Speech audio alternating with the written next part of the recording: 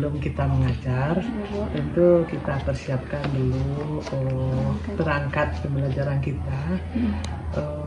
EPP banyak yang harus kita siapkan terlebih dahulu. Yang pertama kita lihat dulu kalender pendidikan kita. Di dalam kalender pendidikan kita berapa jam yang efektif setiap bulannya atau per semesternya. Setelah itu kita buatkan alokasi waktu. Dalam alokasi waktu itu nampak setiap bulannya berapa minggu pertemuan selama satu semester. Setelah dibuat membuat alokasinya, mungkin ada di dalam minggu, misalnya bulan Juli kita ada 4 minggu, Agustus 5, September sampai kepada Desember, jumlahnya ada 26 minggu semuanya. Kemudian mungkin dalam bulan Juli sampai Desember ini ada yang minggu yang tidak efektifnya. Jadi misalnya ada libur semester, kemudian ada kegiatan tanggal 17-nya, 17 Agustus, atau mungkin ada minggu pertama PAS atau PTS-nya.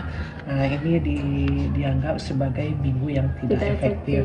Jadi dikurangi berapa jumlahnya, maka dapatlah jam efektif bagi kita. Jadi di sini jam efektifnya 26, yang tidak efektifnya 7, berarti jam efektifnya 19 minggu. Jadi 19 minggu inilah jam efektif kita. Nanti dibagi kita lihat program tahunan.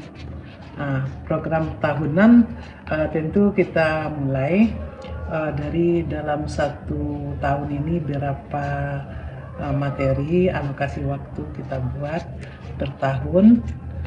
Kemudian setelah kita buat program tahunannya, kita buat lagi, ada lagi program semesternya. Jadi kalau itu sudah paham ya. Kemudian kita alokasi, kemudian program tahunan, program semester. Jadi setiap semester itu kan ada 19 minggu, kita bagi waktunya menjadi 19. Sekarang kita masuk kepada pembuatan perangkat pembelajaran. Semuanya RPP, media ajar, materi ajar, sama LKPD yang harus dipersiapkan. Jadi sebelum kita mengajar, kita harus menyiapkan dulu perangkat pembelajarannya tentang RPP. Dalam pembuatan RPP yang harus kita buat yang pertama kali dulu adalah identitas sekolah, kemudian sekolahnya, kemudian mata pelajaran, kemudian kelas dan semester, kemudian materi ajar kita apa atau pokok teks yang akan kita ajarkan, kemudian alokasi waktu. Alokasi waktu ini apakah dalam pembelajaran kita ini 4 kali pertemuannya atau 2 kali dalam seminggu, itu tergantung kepada alokasi waktu kita. Setelah itu kita buat tentang kompetensi inti. Kompetensi intinya, Bu? Setelah identitas, kompetensi inti, Bu? Iya, kompetensi inti. Kompetensi inti ini bisa kita lihat di dalam ini secara umum, gambaran yang akan setelah pembelajaran kita berakhir nanti nampaklah gambaran secara umumnya. Jadi ini ada yang namanya KI 1 dan KI 2, ada KI 13 dan KI 14. Kalau KI 13 ini misalnya ada lagi kompetensi dasarnya, KD. Ya, setelah KI ada lagi KD. KD ini kita lihat tentang materi ajar kita bisa lihat di dalam buku paket. Bisa kita perhatikan itu apa saja materi ajar yang akan kita ajarkan. Nah, ini dalam KD ini ada 2 kodenya, 37 dan 47. Kalau 37 ini tentang pengetahuan, yang 47 ini tentang keterampilan siswa. Jadi kita menilai anak ini bukan hanya sekedar pengetahuannya saja, tetapi keterampilannya juga diperhatikan. Ya.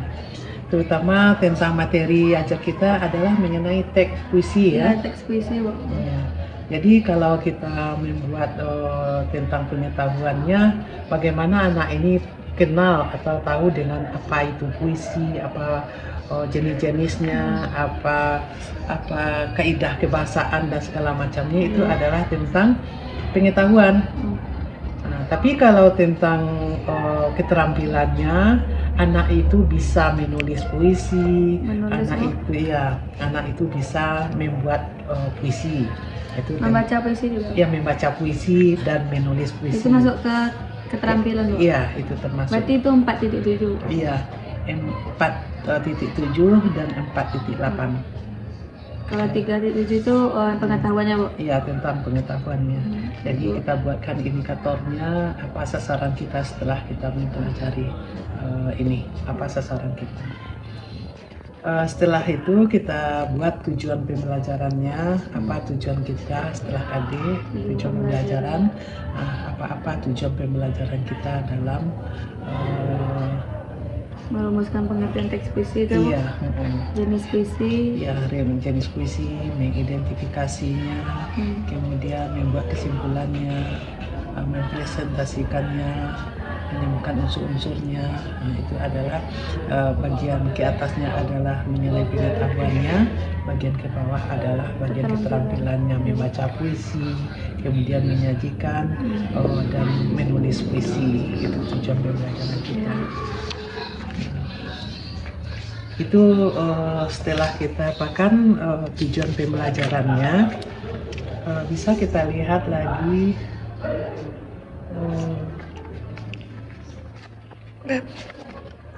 tentang materi kita, apa-apa saja materi ajar kita, apa-apa yang akan kita sampaikan kepada siswa.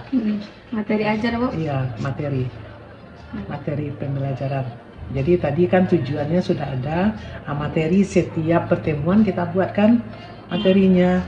Nah, misalnya sekarang mengungkapkan isi puisi, kemudian menangkap isi puisi. Jadi ini kita buatkan per pertemuan. Ya, sekali pertemuan apa-apa tujuan pembelajaran kita, kemudian kita buat materinya. Untuk satu pertemuan aja, Bu? Iya. Jadi kita buat, kalau bisa RPP ini dibuat satu kali pertemuan. Jadi apa tujuan pembelajarannya, kemudian apa materinya. Jadi satu RPP itu harus sudah tercapai tujuan pembelajaran untuk satu pertemuan itu. Iya. Jadi RPP untuk satu kali pertemuan saja sudah cukup. Kemudian selain dari itu, kita harus tahu juga selain dari materinya, kemudian metodenya, metode kita. Metode pembelajaran, Bu? Iya. Metode. Metodenya ada diskusi, ada kemudian ceramah, ada apalah istilahnya, banyak sekali metode. Metode apa yang cocok digunakan untuk materi kita. Kemudian kira-kira apa tuh? Misalnya kalau menulis diskusi, apa kira-kira metode yang bisa digunakan? Diskusi? Iya. Kalau puisi. Puisi. Ya. Lebih ke menjelaskan berarti, sambil diskusi. Ya, misalnya menjelaskan ceramah atau kemudian tanya jawab. Diskusi, ceramah dan diskusi berarti ya, untuk metode. Ya, metodenya mungkin ada lagi kalau anak disuruh menulis puisi secara berkelompok, kan bisa juga metodenya belajar kelompok dan segala macamnya ya. Setelah metode, ada lagi medianya atau alat yang digunakan untuk ini apa yang cocok, media yang bisa digunakan, apakah chart atau video, itu tergantung kepada kita. Media ya, Bu? Iya, media. Video, Ya, video ya. Nah, boleh. Jadi menyajikan video, contoh video puisi, video, iya. Kita lihat, kita rekam atau video orang sedang baca puisi kita tampilkan ke anak. Itu saja disajikan, Bu? Iya, boleh, bisa itu. Setelah media dan bahan, kemudian sumber belajarnya, dari mana kita ambil pembelajaran kita ini, buku pegangan guru, mungkin buku apa referensi, atau buku anak atau pegangan anak dan segala macamnya itu, atau buku kumpulan puisi bisa juga di sumber belajarnya. Sumber belajar, Iya. setelah sumber pembelajaran, kemudian ada langkah-langkah dalam pembelajaran. Langkah-langkah, Bu. Iya. Dalam langkah-langkah itu dibagi 3 bagian. Yang pertama bagian pendahuluan kegiatan kita. Pendahuluan ini menyangkut peserta didik, bagaimana kita waktu masuk ke dalam lokal, membuka pertemuan, menyapa anak didik, kemudian yang pertama tentu memberikan salam dulu. Memberikan salam, kemudian menyapanya, kemudian berdoa. Yang harus ada di pendahuluan. Iya, pendahuluan. Kemudian memberikan motivasi kepada siswa tentang materi yang akan kita ajarkan.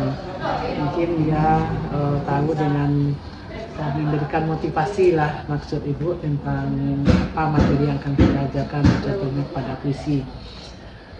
Setelah pendahuluan, ada lagi kegiatan ini berapa harus diberikan waktunya. Untuk pendahuluan berapa kira-kira? Ya 10, paling lama 15 menit. 10 atau Mulai 15 menit, Bu? Iya, 10 atau 15 menit lama. Jadi itu bagian pendahuluan. Setelah itu kegiatan inti. Ya. Jadi kita berikan tujuannya di depan, kemudian kita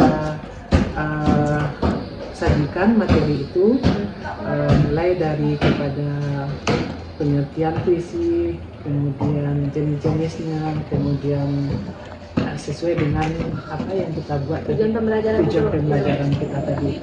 Itu adalah kegiatan inti. Menjelaskan berarti itu? Iya, menjelaskan. Di sinilah kegiatan kita.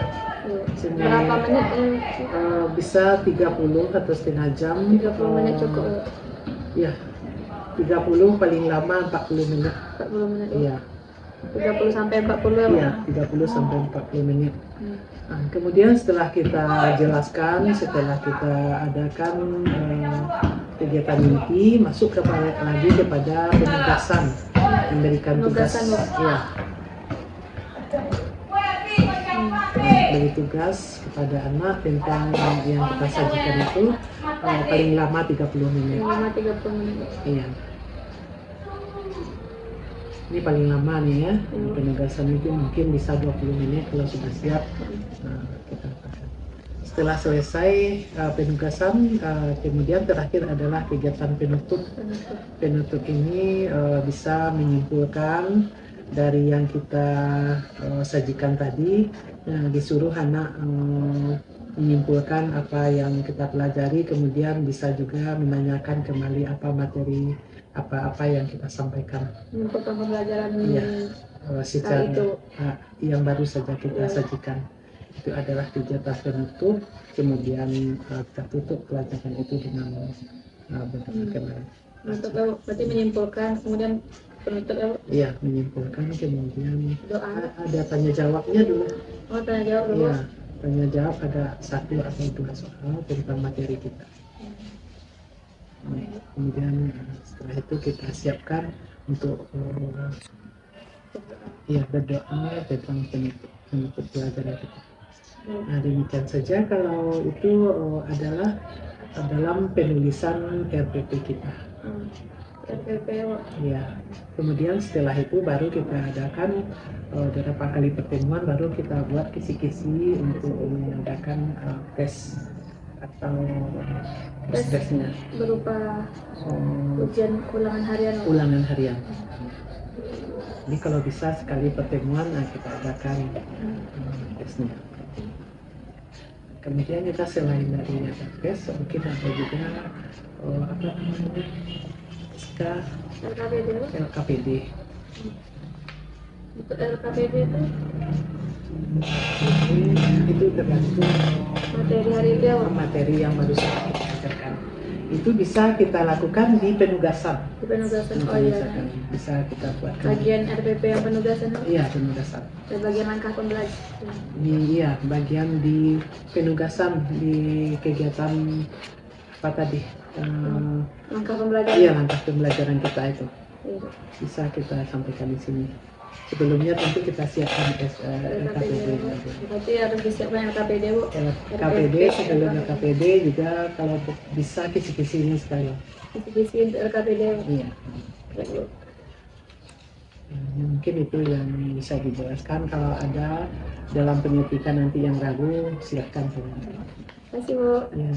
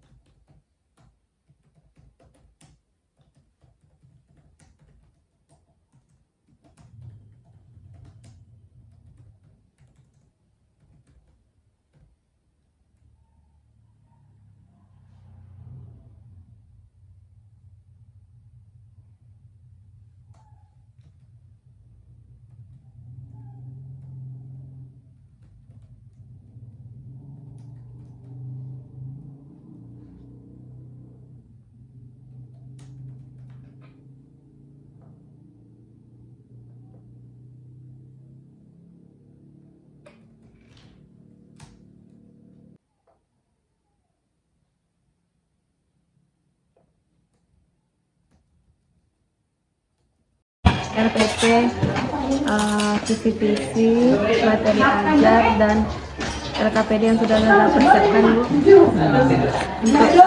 untuk mengajar besok Bu. Saya lihat RPP dulu ya.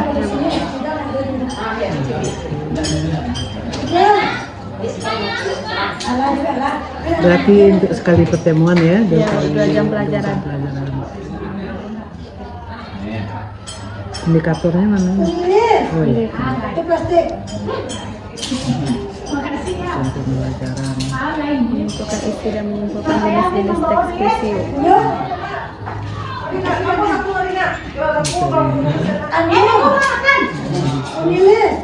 Dua hari aja di rumah nulis. Buku membawa tadi. Jangan boleh.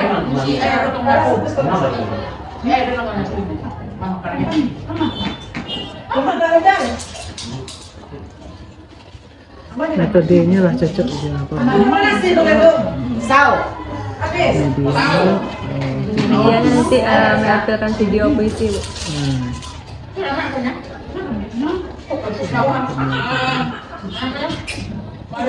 Sebenarnya pembelajarannya buku yang digunakan buku Buku pegangan peserta didik sama materi ajar nantinya. Materi ajar yang sudah saya persiapkan. ada materi ajar. Ada. Kopi warna biru. Risiko ada bagian pendahuluan itu. Ada risiko motivasi. Kemudian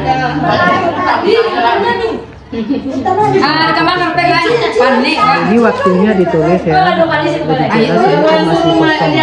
Jadi nanti ditulis berapa menit, waktunya berapa menit. Kemudian demikian juga tentang penutup. Jadi total kalau 2 jam pelajaran berarti kan 2 kali 40 menit. Iya, 80 menit. 80 menit. Nah, jadi jumlah keseluruhannya nanti berjumlah apa? Harus pas 80 menit. Iya, harus pas. Materi ajar. LKPD Iya, materi ajarnya apa? jenis-jenis puisi.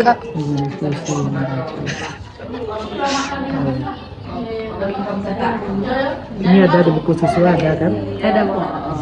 Ini tambahan materi. Tambahan materi. Kemudian ini kisi-kisi Bu. Kisi-kisi. Untuk soal penilaian harian nantinya Bu. Ada KD-nya, indikator. Jadi bentuk soalnya satu saja. Iya Bu, isian saja Bu. Boleh Bu? Boleh. Tapi kalau nanti kalau misalnya PTS tentu di banyak ada soalnya ya. Tapi untuk ujian apa namanya penilaian harian boleh satu bentuk saja. Kemudian LKPD Bu. LKPD itu menentukan jenis-jenis puisi.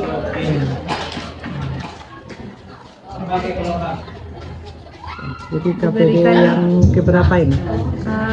Lagi kepada seluruh anggota Dramet untuk langsung ke ruangan Dramet semuanya. Kepada seluruh anggota Dramet untuk berkumpul di ruangan kesenian semua. Terima kasih. Ini anak pakai kolom-kolom atau lepas saja? Dibebaskan saja. Soalnya kan ada menyimpulkan puisi. Kalau menyimpulkan panjang itu kan Bu kalimatnya. Mungkin kalau pakai kolom susah itu dibebaskan. Terserah mana tahu. Ya boleh pakai kolom. Boleh tidak. Terima kasih Bu. Ya.